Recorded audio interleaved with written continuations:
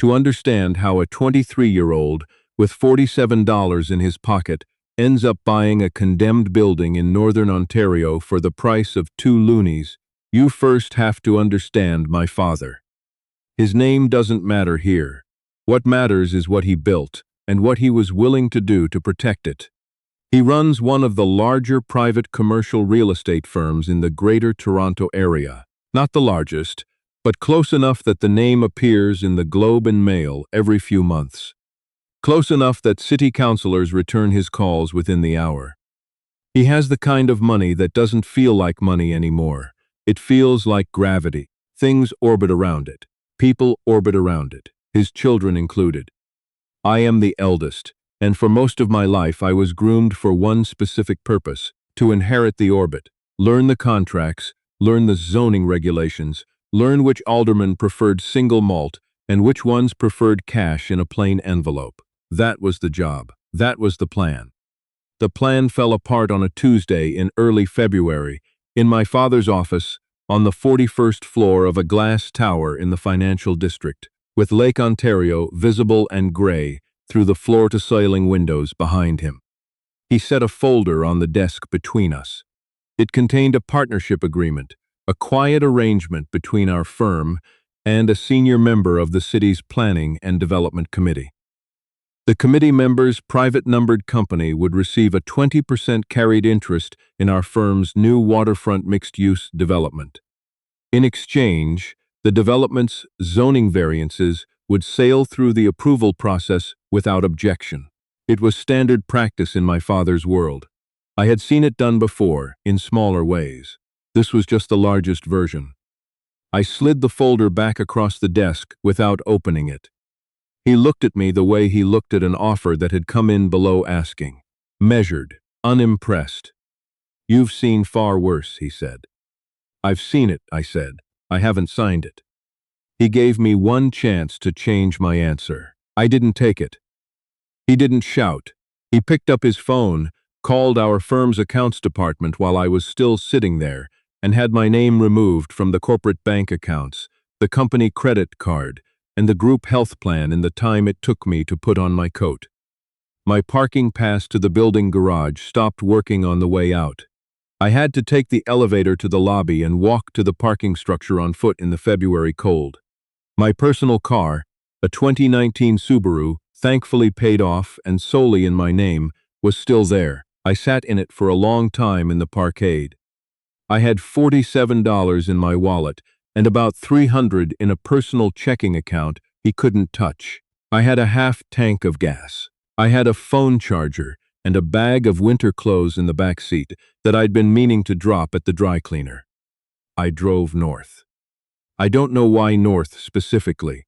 Maybe because north is where you go in Canada when you need to be somewhere that isn't where you were.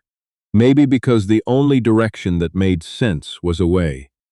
I got on the 400 and kept driving through the snow until the city lights disappeared and the highway narrowed and the Canadian Shield rose up around me on both sides, dark and massive and completely indifferent to my problems.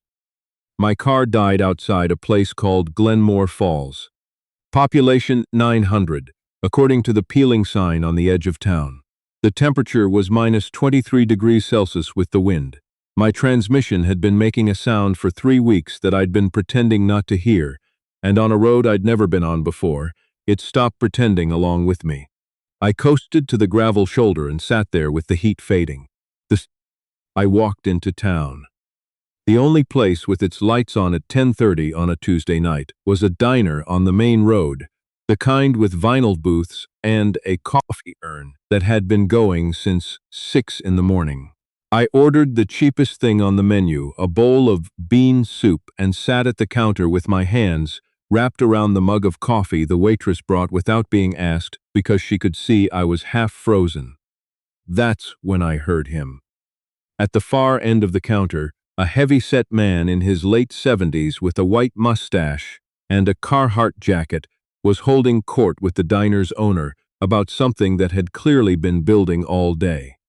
4 years of back taxes, Ruth Ann, he was saying, loud enough that the 3 other people in the diner could hear every word. $5,200. And now Klemp's sending the enforcement officer out on Friday morning. 7 o'clock. They're going to seize it before the weekend so they can push the sale through before anyone makes a fuss. Wally, the woman behind the counter said, with the patience of someone who'd had this particular conversation before. What do you want me to tell you? I want someone to tell me how a building my grandfather built in 1908 gets taken away because some Toronto developer needs the parcel for a ski resort. He slapped his hand on the counter. The old assay office has been in my family for 118 years, not 117. 118, and Klemp wants to hand it to Meridian Capital for a lodge that'll be empty 9 months of the year. I don't know exactly when I started paying attention versus when I stopped being able to stop. Somewhere in there, the two things became the same. Because I knew the name Meridian Capital, my father had mentioned it 3 months ago.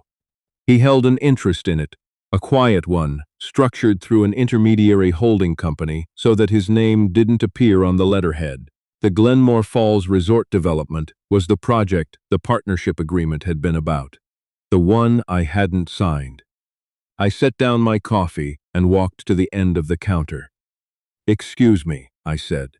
The man, Wallace, as I'd already started thinking of him, looked at me like I'd interrupted something important, because I had. That building. The assay office. What happens if someone else owns it before Friday? He stared at me. What do you mean, someone else? If you sold it, I said, to an out-of-province buyer with contested residency and a disputed quitclaim. It wouldn't stop them forever, but it'd tie the municipal seizure up in procedural review for at least 6 months. They'd have to prove clear title transfer before the eminent domain process could even begin. Klemp doesn't get the building on Friday. He has to fight for it. Wallace was quiet for a long moment. You know real estate law. My father taught me, I said. He's the one buying the land. That got his attention. I told him enough for him to understand the situation. He told me enough about the building for me to understand mine. On the back of a paper placemat, with Ruth Ann as our witness, Wallace drafted a bill of sale. The Silver Creek Assay office and all structures thereon, located at the end of Millrace Road, Glenmore Falls, Ontario. Transferred from Wallace Gideon Birch to me. Consideration, $2 Canadian. I reached into my wallet and placed 2 loonies on the laminate counter. He placed a heavy iron key in my hand.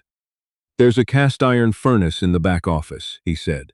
Wood stacked under the tarp in the lean-to. You'll need it tonight. He paused. There's also a safe in there. Big one. Been sitting locked since before my grandfather's time. I'd leave it alone. The building was at the end of an unpaved road on the western edge of town, set back against a granite ridge that rose sharply into the dark. In the light from my phone, I could see a 2-story structure of timber and stone, the false front listing several degrees to the right, the signboard above the boarded door barely legible. Silver Creek Assay Office, Est, 1908. I turned the iron key in the padlock. The door swung inward with a sound like something exhaling after a very long time. Cold as it was outside, it was somehow colder inside. The smell hit me first. Old wood, mineral dust, and something chemical underneath that I couldn't name. My phone light moved across overturned shelving, scattered glass vials, the remnants of a long wooden counter along the left wall. The ceiling was mostly intact. The floor had soft spots but held. I found the furnace room in the back. I found the wood under the tarp. I got a fire going just before midnight. And then I sat on the floor with my back against the warm iron of the furnace, wrapped in every piece of clothing I owned, and I let myself feel it all at once. The cold, the distance, the $47, the father who had made a business call while I was still sitting across the desk from him.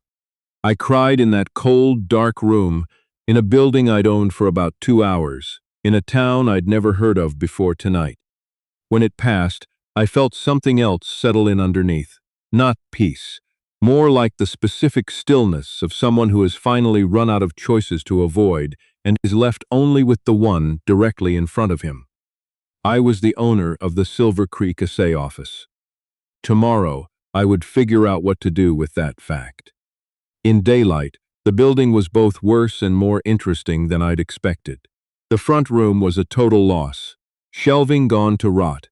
The counter salvageable but barely. The middle section had once been the assay laboratory itself, where ore samples were smelted and tested.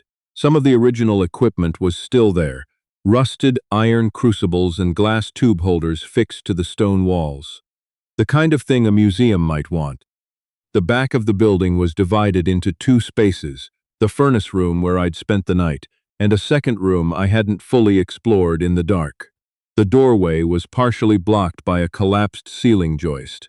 I spent 3 hours moving it, beam by beam, into the lean-to. When I finally cleared the threshold and stepped into the back room, my lantern, I'd found a battery-powered one on a shelf, miraculously functional, caught it immediately. The safe.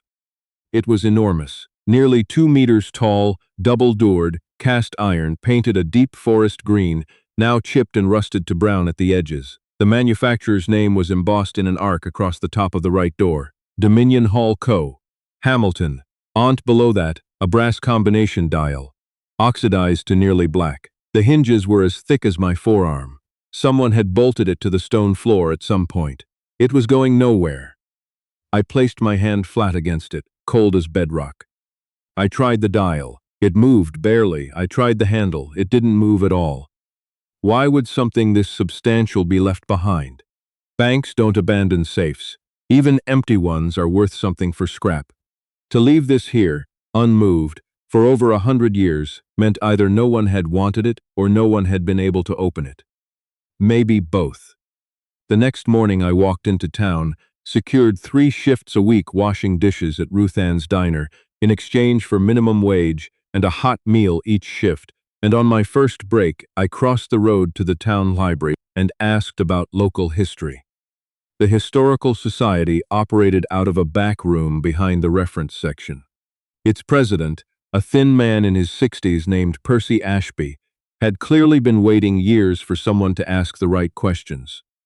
"The Silver Creek Assay Office," he said, and his face lit up the way people's faces do when they have been carrying information too long with no one to give it to. He pulled a binder from the shelf without hesitating. Built by Horatio Vance in 1908. Vance was the chief assayer for the entire Glenmore watershed during the Northern Ontario Silver Rush. Brilliant man by all accounts. Very private, very careful. What happened to him? The silver market collapsed in 1921. The mines started shutting down. Miners were selling off claims, equipment, anything they could liquidate. Vance had been the financial touchstone for the whole community. Miners trusted him to hold their deposits and certify their assets when the banks were nervous. Percy paused, turning a page. In the autumn of 1921, he simply walked out of his office one morning and never came back. No note, no warning, no forwarding address. And the safe. He opened a second binder. Provincial bank liquidators came in 1923 when the building was seized for debts. They brought a safecracker up from Toronto, drilled it open, found nothing of value, old ledgers mostly. The building was auctioned off to the Birch family the year after. I thanked him and walked back to the assay office, thinking about exactly one thing. Drilled it open. Safe cracking in 1923 meant mechanical drilling, boring through the cast iron near the lock mechanism. Cast iron doesn't heal. If someone had drilled that safe a century ago, there would be evidence of it. A repair plug, a weld seam, at minimum a scar in the metal. I spent 2 hours with a wire brush, a rag, and a bottle of white vinegar cleaning a century of grime off the face of the Dominion Hall safe. There were no drill marks, not one. The surface underneath was continuous, uninterrupted cast iron. Whatever safe the provincial liquidators had opened in 1923, it had not been this one. I put the brush down and stood there with my pulse, doing something irregular. Then I started searching. I went through every drawer in the front room. I checked beneath the loose floorboards in the lab area. I pulled back sections of degraded wallpaper along the north wall. I found old glass vials, a receipt ledger from 1914, and a hand-drawn map of the local silver claims. Nothing that looked like a combination. By 1 in the morning, I had been at it for 6 hours. I was filthy and cold and sitting on the floor next to the furnace, convincing myself I had imagined the clean face of the safe. I leaned over and opened the furnace door to add another log. The fire had burned down to deep red coals. I picked up the iron poker to shift them and jabbed it toward the rear of the firebox. It stopped short. Not with the solid clang of hitting the back wall, with a dull, slightly hollow sound, like knocking on a closed door. I crouched down and looked into the furnace past the coals. The back wall of the firebox was not one continuous piece. There was a second plate, slightly inset, fitted behind the original. A false back. Over decades of use, ash and soot had sealed the edges until it was invisible unless you were looking for it. I waited 2 hours for the coals to die and the furnace to cool. At 3 in the morning, I wrapped my hands in a burlap bag and reached into the cold firebox. I got the poker behind the edge of the secondary plate and pulled. It resisted, then it gave with a low scrape of metal on stone. Behind the plate was a cavity about the size of a shoebox, packed tight against the exterior stone of the chimney.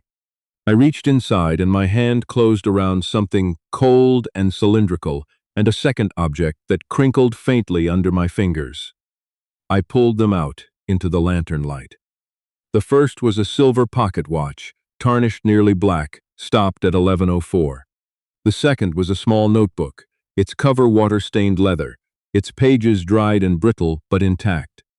I opened the notebook at my makeshift table, a salvaged plank balanced on 2 crates, and turned the pages carefully. The handwriting was small and precise, the kind they don't teach anymore. Most of the pages were technical records. Ore weights, chemical test results, smelting temperatures.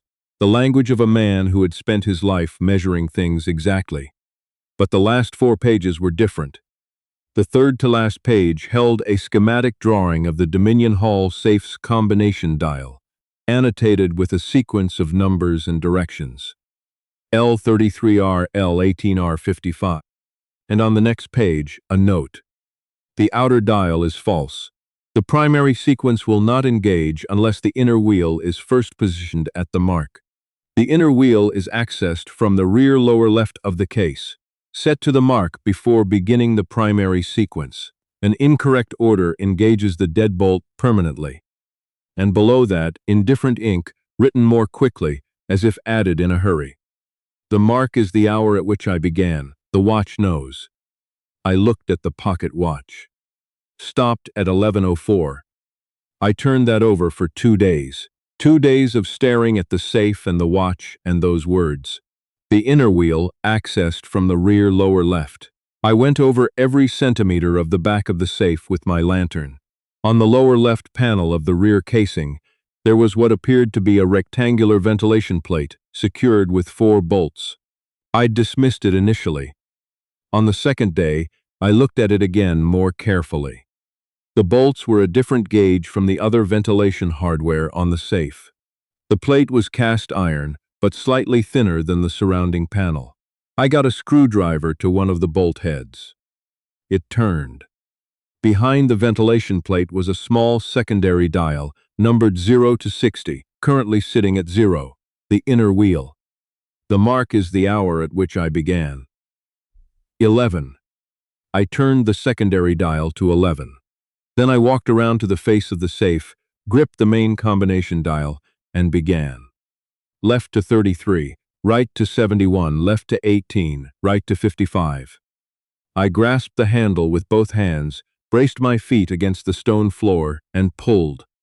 The right door of the Dominion Hall safe let go with a sound like a tree coming down, a deep, groaning, irreversible crack of a seal giving way after a very long time. A gust of stale air moved over my face, cold and metallic, and completely unlike anything I had breathed before.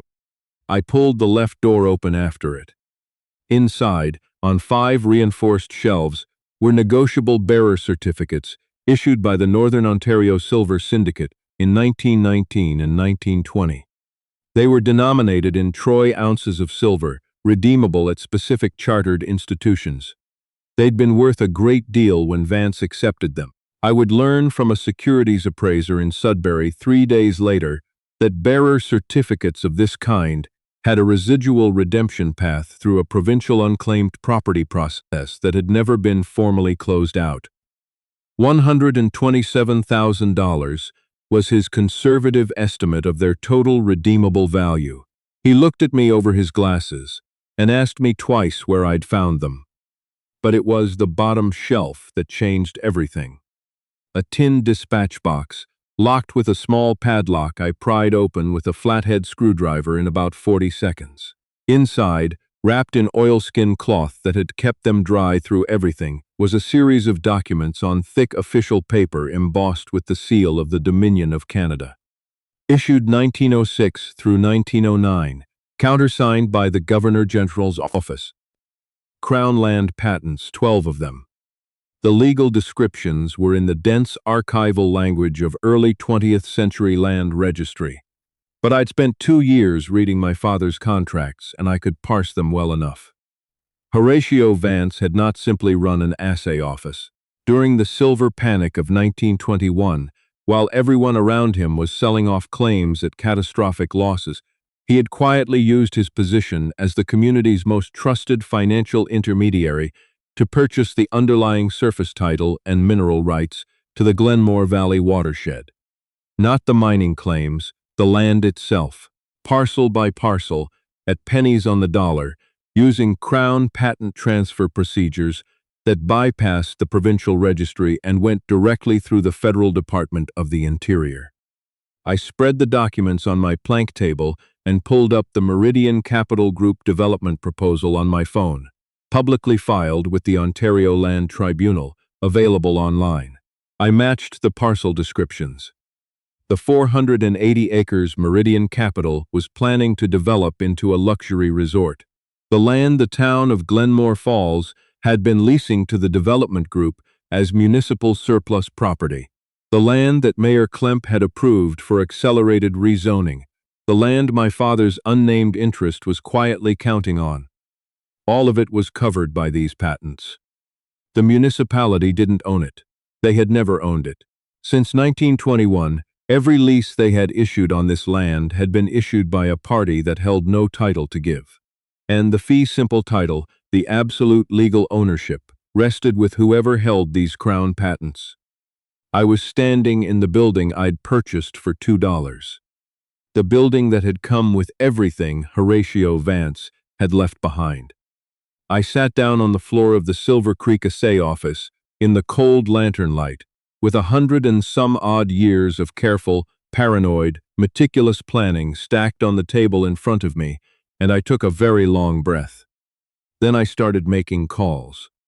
Wallace drove me to Sudbury on Thursday morning. I sold 3 of the bearer certificates to the securities appraiser and walked out with a certified check for $8,400. That afternoon, a title lawyer authenticated and notarized the Crown patents in about 2 hours, then sat back in his chair and told me with some emphasis that I should retain legal counsel before doing anything further.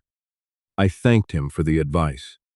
Friday morning arrived with the particular clarity of a northern Ontario winter, the air thin and sharp, the light bouncing off snow so bright it made everything look overexposed. At 9 o'clock, when the county office opened, I presented the certified check and paid $5,200 in outstanding back taxes and municipal fees on the Silver Creek assay office.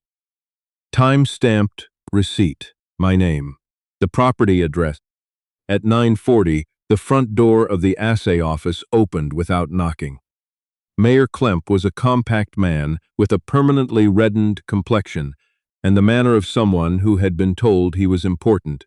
So many times he'd stopped questioning it. He came in with the municipal enforcement officer and a third man I recognized before the mayor had a chance to speak. Garrison Holt, my father's vice president of strategic acquisitions, $3,000 coat, the kind of handshake grip that was supposed to communicate something about character. He recognized me at exactly the same moment. The muscle in his jaw tightened. "What are you doing here?" he said. Good morning, Garrison, I said. I slid the tax receipt across the counter. The back taxes are paid. The property is not available for seizure. Mayor Klemp looked between us with the expression of a man who had not been briefed on this possibility. Now listen, he began. Regardless of the tax situation, the municipality has been proceeding under a public welfare declaration. This building is a hazard. We have legal authority under the Municipal Act to— You don't own the land under this building, I said. He stopped. I laid the first Crown patent on the counter, then the second, then the third. Garrison stepped forward and read the heading on the first document. Some of the color left his face. These are original federal Crown patents, I said. Annotated by a commissioned title lawyer in the city of Greater Sudbury as of yesterday afternoon. The legal description covers the entirety of the valley watershed north of Millrace Road, including the 480 acres in your current development agreement with Meridian Capital. I looked at Garrison specifically when I said the next part. The municipality has been issuing leases on land they don't hold title to. Every lease, every development approval, every zoning variance tied to this parcel rests on a title that belongs to this estate. Garrison picked up the document. He read it for a long time. When he set it down, his expression was the same one my father used when an offer came in below asking, except that underneath it I could see something he was working hard not to show. This would take years to litigate, he said. Probably, I agreed. But a title insurer won't touch the Meridian project the day these patents are filed with the Provincial Land Registry. Not until it's resolved. You can't close your financing without title insurance. You can't break ground without closing your financing. I let that sit for a moment. How much non-refundable capital does Meridian have committed to this project, Garrison? He didn't answer. I have sufficient liquid assets to sustain the litigation, I said, which was not entirely accurate, but was close enough to true to be useful. Do you? What do you want? Garrison asked. His voice was even, controlled. He was good at this. My father had trained him well, same as he'd tried to train me. I looked around the Silver Creek assay office, the rotted shelving, the stone walls that had stood since 1908, the furnace in the back room that had kept me alive 3 weeks ago when I had $47 and nowhere to go. Meridian Capital withdraws from Glenmore Falls, I said, publicly, citing feasibility reassessment. By the end of the month, I turned to Mayor Klemp. The mayor resigns by the 14th. Health reasons, if he prefers that framing. I'd found records in the dispatch box alongside the patents, lease payment receipts and private correspondence that suggested the mayor's personal financial arrangement with the development group was something a provincial auditor would find instructive. I didn't need to say this out loud. Garrison was quick enough to understand. I looked at Garrison last. Tell my father that the sun he walked out on in a parkade in February just shut down his biggest Ontario project with 2 loonies and a pocket watch that stopped 100 years ago. He held my gaze for a moment. Then he picked up his coat from the counter, placed the document he'd been reading back exactly where it had been, and walked out of the Silver Creek assay office without another word. The mayor left a minute later without speaking. The enforcement officer looked at his shoes for a moment, then quietly set his seizure notice on the counter face down and followed them out. 11 days later, Meridian Capital Group issued a press release citing updated feasibility analysis and evolving market conditions as the reason for its withdrawal from the Glenmore Falls resort development. Their stock dropped 6.5% on the news. I watched the ticker from the back room of the assay office, where I was measuring the walls to figure out what a restoration would cost. Mayor Klemp announced his resignation the following Thursday, attributing it to personal health considerations. The Provincial Municipal Affairs Office opened a review of the town's land lease practices the week after that. I stayed. I used the proceeds from the silver certificates, after appraiser fees, after legal costs, after a contingency reserve, to hire a structural engineer, a heritage restoration contractor, and an archivist from Laurentian University who spent 2 weeks cataloging everything left in the building. The Silver Creek Assay Office reopened the following October as a Heritage Interpretive Center and Community Hall. The Glenmore Historical Society moved its collection out of the library back room and into the restored front section. Percy Ashby gave the opening remarks. He teared up twice and tried to pretend he hadn't. The Crown patents are held in a Conservancy trust now, structured so that the valley land remains protected from large-scale commercial development, with certain mineral royalties directed to a community legacy fund. It took 14 months to negotiate the legal framework. It was the most complex work I had ever done, and I did it without a firm and without my father's name. My father has not called. I have not called him. Some distances, once crossed, don't close the same way they opened. I came to Glenmore Falls in February with $47, a dying car, and the particular kind of freedom that comes from having nothing left to protect. I paid 2 loonies for a building everyone else had decided was worthless, walked into the dark, and built a fire. What I found in that safe changed everything. But I think what mattered more was what I found before it. In the cold, in the silence, in the specific stillness of a man who has finally run out of other options and discovered that the one directly in front of him was the one worth taking all along. The most valuable things, I've come to understand, tend to be the ones no one else thought worth keeping.